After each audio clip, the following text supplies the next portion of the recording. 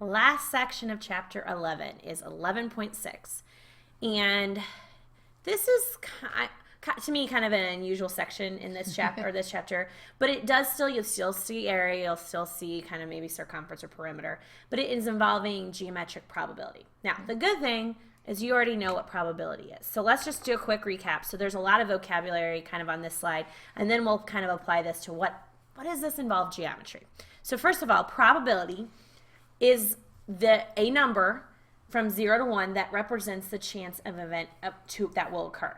All right, so the key is it's like the chance. Okay, what's the chance, the likelihood of something happening? Right. Okay, a lot of times you talk, like even like, like the lottery. Like they always, it's not obviously you don't have the high chance of winning the lottery. But probability is something you've dealt with before. Right. All right. Now, there are different numbers you'll get. Now, when they say from 0 to 1, 0 obviously saying it's not going to actually happen. All right. If you get a 1, it's going to happen. A 1 kind of in a sense is like saying 100%. Yeah. It'll happen 100% of the time. 100% of the time. Another, like a lot of times I think probability, like with the weather, like they're talking about, okay, what's the chance of it rain or snow? Right. So 100% going to happen. This would be 0%. Now, if you have a probability of 0.5, that's basically saying there's an equal chance of it happening versus it not happening. Right. It's like a 50% chance. 50% chance. So 0.5 is saying 50%. You'll have numbers in between 0 and 1 or 0.5. You'll have maybe a probability between 1 and 0.5. These are just some scenarios. Right. Okay? Somewhere between 0 and 1. Yes. It says to evaluate probabilities, or to kind of in what we've learned so far or up to this point, if you take the number of favorable outcomes and you compare it to the number of total possible outcomes. So how would you explain that? So when we say favorable outcomes, we mean like ways that it could happen. Yes. And then total possible outcomes would be like all the possible ways. So like, for example, if I have 5 marbles in a bag and one of them is red, and I say, what is the probability of pulling out a red? Well, there's one favorable outcome there, one way that it could happen, but there's 5 total marbles in there, so 1 out of 5. 1 out of 5. And that is between 0 and 1. Right. And a lot of times you'll see that left as a fraction, decimal, percent. There's lots of ways to write probability. So probability, you can, I might make a little note. You can leave it as a fraction. Okay. You can leave it as a decimal. And you can also leave it as a percent. Those are all the different ways. And we'll see that kind of today as well. Another great example is like when you flip a coin. All right. What's the probability of getting a heads? It's 50% because there's one chance that it could happen. That's a favorable outcome. And total outcomes, there's 2. Unless you're a really weird flipper and you make it land on its side, it's probably going to land a heads exactly. or tails. All right. Now, that's kind of the generic kind of probability. What does this mean involving geometry? So geometric probability is basically applying this idea of number of favorable outcomes to the total possible outcomes involving geometric measures. What we're going to mainly see is dealing with length and area. Okay, so that's why this is thrown into this chapter. All right, so let's talk about how this looks with length. Okay, so this one says let segment AB be a segment that contains another segment, CD. So I've got a segment with another segment on it. Okay. And it says if point K is on the somewhere on this segment, okay, chosen at random. So I'm just saying I'm going to just, close my eyes and put my finger on the segment, and wherever it touches, that's where point K would be. Okay?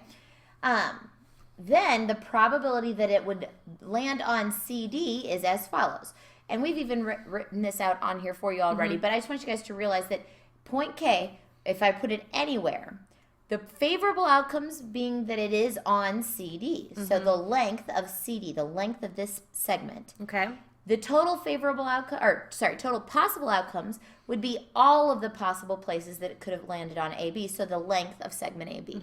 Because it says that it is for sure on segment AB somewhere, but what's the chances of it landing in the region between C and D? Because couldn't the point land between A and C or between D and B? Yes. So we know it's not going to be 100%. Right. It's somewhere, it's going to be under that because it's got to be somewhere between C and D. Right. So when we're dealing with segments, a lot of times you'll see it's dealing with lengths. Okay. That's going to be the key thing there.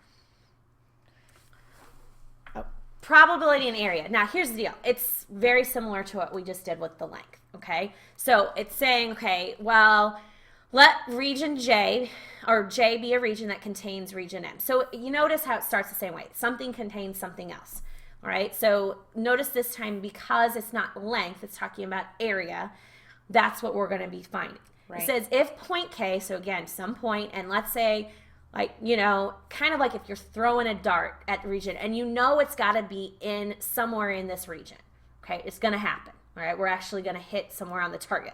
What's the chances? That would be a nice guarantee right there of itself. Not so much for me. What's the probability, the likelihood, the chances for the point to land in this region? Okay, so how would we do that? This is not length this time because you're dealing with square units, kind of a space in a sense, more two-dimensional. Notice that. So you're going to find the area of this region, so whatever that shape is. Because that would be our favorable, because that's where we want it to land. Exactly. And then the total possible chances, it would be anywhere in region J, so we need to find the whole area of this. Right, because that's what they tell us, that it is in region J. Okay, so again, that idea of favorable to total outcomes. What if I said, what's the probability that point K lands in region J? Well, if I know it's already going to be landing in region J, then it's 100%. Exactly. So sometimes, yes, you're going to get 100%. 100% is obviously not a common probability just because most of the time there's chances where it couldn't happen. Right. So just kind of keep that in mind. Think about like the weather. I mean, how often are they 100% right? Exactly. All right, next one. Each circular hole on the target has a radius of 0.5 feet. Okay. And if a beanbag is equally likely to land on any point of the target, so we know that it is going to land on the target, that's kind of nice. I wish that I had that guarantee every time. Find the probability that the beanbag goes through one of the holes. Now, I'm sure most of you guys have done a beanbag toss before. Yeah. At some point in time of your life. And you know, you're trying to get it in the holes. That's your goal. So we want to know what are the favorable outcomes, which would in this case be what? Any of the circles. Okay. And what would the total outcomes be? Basically the entire rectangle, the whole entire target. Exactly. Because they tell us that it will land on the target. Okay. It could just go through the hole, which is what we want. All right, so I'm just going to write down so we know that our favorable, just so we can keep track, are any hole. So basically circles. And our total is going to be the whole rectangle.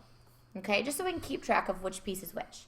All right, so if they give us a radius, what am I trying to find if I want to know where it's going to land? I'm talking about space here. So because it's more two-dimensional in a sense. So we're going to have to find the area of basically all the circles, but they're all the same. They're congruent circles. So I'm going to find the area of all 4 circles. So I'm just going to find area of one and then just times it by 4. Okay, sounds great. So area is pi r squared. So pi times 0.5 squared. And when we take 0.5 squared, we know that's going to give us 0.25 pi. Now, I'm going to take that times 4 because there's 4 of them. And if I take 0.25 times 4, which is essentially a fourth, I get just pi. So we know our favorable outcomes will just be pi. Okay. So I have pi favorable outcomes. What about total outcomes if I consider the area of the entire board? So that would be a rectangle. So we would just do length times width or base times height. So that would be 4 or 12. 3 times 4. 3 times 4. I was reading what you're writing. So that's 12. Yes. All right. So if we want to write this as a probability, because right now I just have 2 values. I want to write this, though, as a probability. So I'm going to write my favorable to total. So pi over 12. Now, leaving it as pi over 12, that's obviously exact, but it's not really convenient, okay? Because that doesn't really, I mean, you can kind of get an idea what it is, but that's one where I would actually go ahead and type in the calculator. Right. And this is one where I probably wouldn't leave it in fraction form either because we don't want to necessarily leave decimals within the fraction. No, and I wouldn't. If that number on top was like a 5, then you could say 5/12. Right. For sure. Let's go ahead and put it in your calculator. When you do that, it says it's about 0.26. So you could leave it as 0.26, or you could say 26%. Either way would be great with us. We won't be picky. All right. All right. Now, this one I already kind of noticed. It's kind of a straight segment. So you're not obviously dealing with two-dimensional. It's one-dimensional. So we're probably going to be dealing with length. Right. Okay. So I'm going to encourage you guys to actually try this one first. Okay. We kind of get you started. This one's not too bad. So think about it. Check with us. All right. So it says find the probability that a point is chosen at random on segment TG that is on segment JR. So, okay, here's the deal. We know that the point we choose has to be located where? We know that it's on segment TG. So it's somewhere on that entire segment that we have. Is TG that length our favorable or is that our total? That's total. That's our total. So our total is basically the length of TG. Okay, that's our total. Now, we are finding out what's the chances or probability that it lands on what? JR. So that segment JR there will be our favorable. That's what we want to have happen. So we're going to try to find the length of JR. Right? And notice how I put favorable kind of over total, favorable over total. So we need to find the length of JR and compare it to the length of TG. All right. All right, so let's do that. Well, I always have students that look at that and they just want to call TG 100. Be careful because if you notice, point T is starting at 10. Yeah. And so when you're really looking for the whole segment, TG, that measure, is actually going to be 100 minus 10. So we could do, I'm going to just go ahead and do that underneath. So 100 minus 10 to get the TG. How would you find JR? I would take the 90 minus 40. And we can do that because it's on a horizontal segment. This is kind of like the ruler postulate. It is Way back in in chapter 1. All right, so the length of JR is 50. And the length of TG is 90. And I could simplify this one. There's not in terms of pi, so we can leave it as a fraction. Right. Which so would we be could say 5/9. So this would be an okay answer. You could stop right there. Now, we could type it in our calculator, and you're getting about 0.56, or you could say 56%. 56%. So that would be acceptable too. I think on the answer key, when you check this in classwork, we're probably not going to have all the different options there for you just because there's so many. So just be aware that there's different ways you could write this. In fact, I would encourage you guys to give the fraction in maybe either the decimal or the percent, just so you can get comfortable with either one of those. Perfect. All right. Next one says, you ride to work on a bus. So we're going to assume you guys are all grown up now. You're going off to work. And, buses aren't all that popular here in Kansas City, but there's a lot of places that, public transportation is very common. My younger brother takes a bus to work every day because he lives in Chicago. So this is a real scenario for some of you. Now, for me, this would be more of like when I was in college, they had shuttle buses that took us from either, certain places off campus or even certain places on campus to other places around the campus too. So you're going on a bus, let's just say that. And the bus comes every 15 minutes. Okay. And the ride to work is 31 minutes. Okay. You're arriving at the bus stop. So your arrival is at 8:24 a.m. Okay. The question is, what is the probability that you will be at work at 9 a.m.? Okay, so here's what I'm already noticing. The fact that you're not getting to the bus till 8:24, you're not giving yourself much time because you already know you're going to be on the bus for 31 minutes. So I think this probability is going to be pretty small. It's not going to be, you're not going to have 100% here. It's going to be probably, I'm already guessing it's going to probably be less than 50%. Okay. Okay, but we got to figure that out. We do. All right, so here's what I'm thinking. Okay, so if you get to the bus stop at 8:24, all right, and the bus shows up right then and there, okay, that means I could figure out how long if I add, let's say 8:24, and I can think of this is a couple different ways, but if I add 31 minutes to 8:24, all right, that would put me at 8:55 would be what I'd get to work. Right. Okay. So the quickest trip, I would arrive at 8:55. Yes. Now, that may not happen because the bus may have just come, and I may be stuck waiting how long? 15 minutes. Yeah. And guess what, guys? This has happened to me. I remember in college, I got to the bus stop and there goes the bus. I'm like, oh, dang it. Thankfully, they didn't usually wait 15 minutes. No. They were more like 8 Yes. maybe. But Okay, so here's what I'm thinking. I really only am giving myself a 5-minute window because I have to be work by 9 a.m. right. All right. And because the bus comes every 15 minutes, all right, 15 minutes is kind of my total amount of time in a sense. All right. Because if the bus they leave, all right, while I get there, then I have to wait 15 minutes. So that's the total possible outcome in a sense. And my favorable outcome, the bus has to somehow get between 8:25 and basically 8:29. I mean, I really have only a 5-minute window. So this 5 minutes is Our favorable. favorable. Yeah. Like I literally am only giving myself 5 minutes. Because I could have, the bus could have come at 8:25 or 8:26 or 8:27. It could have come within that 5-minute window. And I'd I still would have been there by 9 a.m. So I know I'm going to take the 5-minute, which is your favorable outcome, to the total possible chances somewhere in between that 15 minutes. Because again, if the bus leaves right when I'm gone, they're going to come back in 15 minutes. So there's that 15-minute. So I'm going to simplify that to 1/3.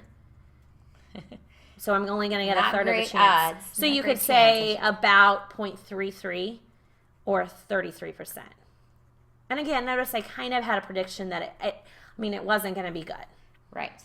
And I'll tell you guys that you will someday maybe come across this type of, especially in college. There's a lot of universities that have shuttle buses that come back and forth. And you have to figure out, okay, I got to make sure I leave to give myself enough time to for sure get to class on time. They even have like don't wanna be apps late. now. My brother has an app for the bus in Chicago to know where exactly the bus is at a certain time. That's kind of nice. It is kind of nice. Takes out some of the guesswork. All right, last question. Kind of wordy, but let's kind of figure out, and they even have a picture, so that kind of helps. It says, you're acting on the stage shown below. It says, in order to be seen clearly seen by the audience, you need to stay in the triangular portion of the stage. Okay, so the stage, in a sense, is kind of, in a sense, a semicircle, all right?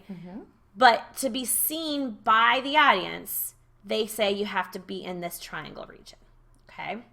It says if you're equally likely to be on any part of the stage, so you could be anywhere on that stage, what is the probability that you will not be clearly seen by the audience? The key here is not be clearly seen. So where would you have to be for you not to be clearly seen? So you need to be on the stage, but not in the triangular portion. So basically outside the triangle, but on the stage. So in this region right here. Or on that side too. Yeah, exactly. So yeah, in this case, the favorable is to be not seen. Maybe you're a little scared to be seen by everybody. Maybe. So.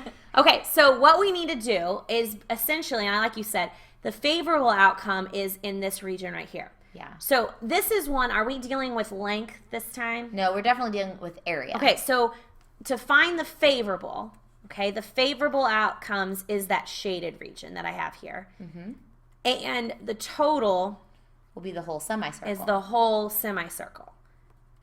Okay, now we got to find the area, right? Right. How are we going to find the area of the shaded region? Well, it's the semicircle minus the triangle. Okay, so to find the area that's shaded, you're going to take the area of the semicircle, and you said minus the area of the triangle. Right, which I look at that. That's the nice thing is it's an equilateral triangle too. That is nice, and they give you the side length. They of that give us the equilateral side length triangle. even better. All right, and then to find the total, I'm just going to do Samson. half of the area of the circle. yeah, so area of the semicircle in a sense. Right. Okay, so if I can find, I'm going to put this over because I know it's favorable over total. If I can, and notice in the favorable and the total, area of the semicircle is involved in both. So We need to find it. find it and then find the area of the triangle. So it's just finding two areas and then making sure it's put together somehow. Right. All right, so what would you like to start with finding? Well, let's just do that semicircle. Okay, so I'm going to kind of make a note off to here. So area of the semicircle.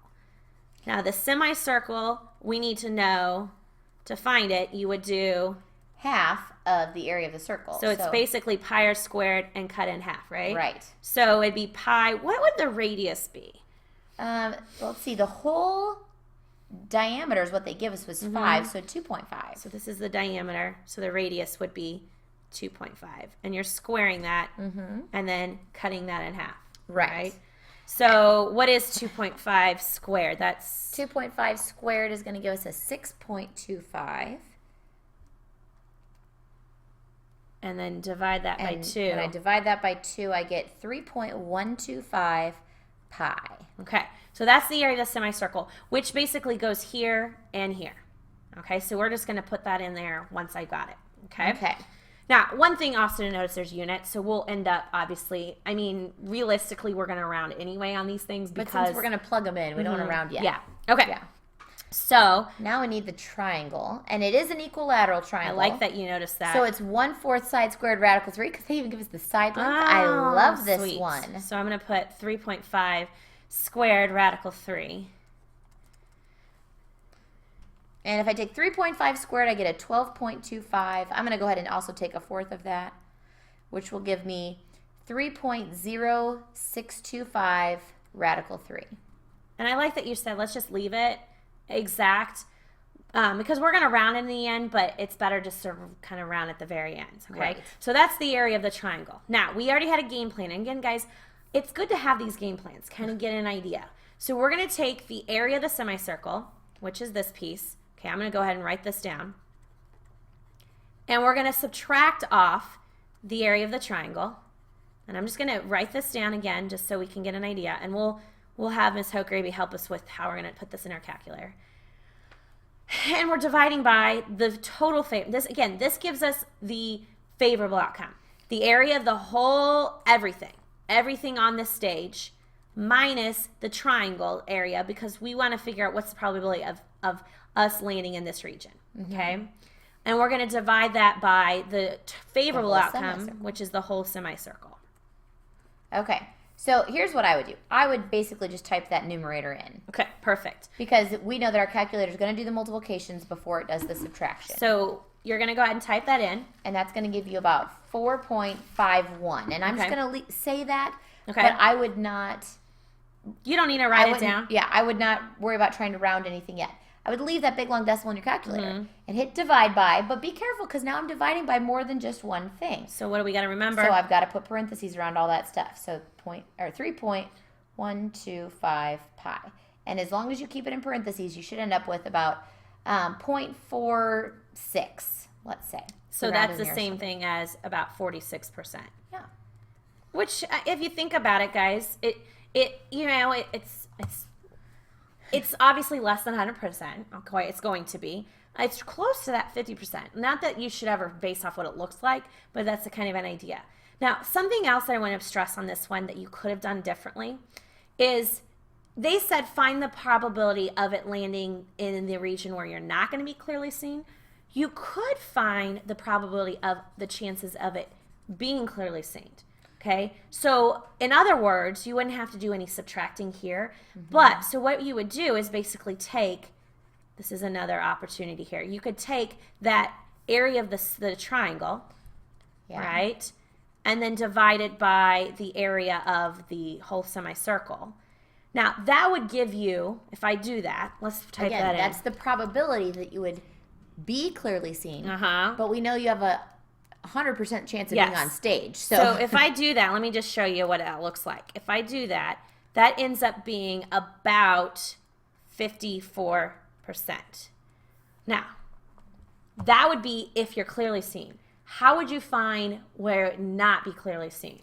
Yeah, subtract from 100 because I know that there's a 100% chance of being on stage. So not being clearly seen or being clearly seen, those two things make up your entire stage. They make up the whole total outcomes. Now, I like that we kind of approached it the other way because it got you right there.